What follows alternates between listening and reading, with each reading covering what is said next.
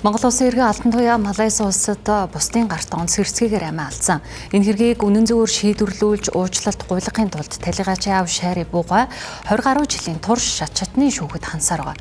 Харин өнөөдөр ерөнхий сайд учрал Монгол улсын гавьяат баг Шари Буг хүлээн авч уулзаж засгийн газрын шийдвэрээр 3 өрөө орон сууцны батламж гардуул өглөө. Сайн сонсож байна. Сайхан сонсож байна. Бүгдийнхээ одоо асуудлын төлөө хитрхи их явж байгаа. Хитрхи олон жил болж байгаа надад бол өнөхөр амаргүй байна. Одоо хэргийг үйлдсэн хоёр хүний нэг нь Австралид амьдардаг. Тэнтгий эрхчлөөтэй хүн болсон. Нэг нь нутагтаа байдаг. Би өргөдлөө гаргаж зөндөн асуудал уулж иж хааныхын зарилгийг гаргуулж цаазын ялыг биеэр идэх ял болгоосон юм. Тэгэхгүй болохоор бүх гэрч дууссан.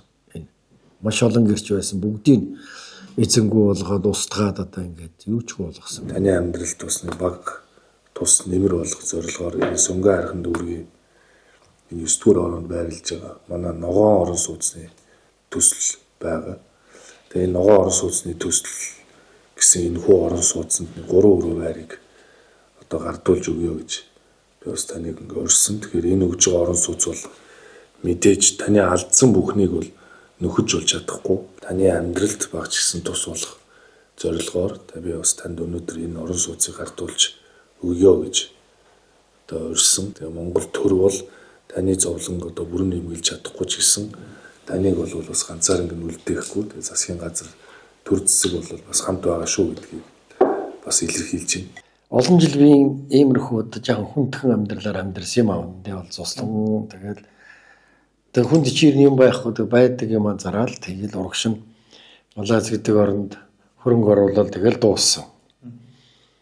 Тэгээд тэрнээс хойш яах вэ тэгэл зүтгээд яваад л амьд явхад ч одоо асуудлаа шийдвэрлэхийн тулд хүн явах ёстой. Ганц жилч болсон, ганц өвөлж болсон тухтай байх юмсан гэж боддог байлаа. Яваад л байвал явах цам холч гэсэн бас уулзах хүрх газар бас байдаг юм аа гэдгийн агуу сайхан байдлыг би өнөөдөр учрлаа, уулзлаа, баярлалаа.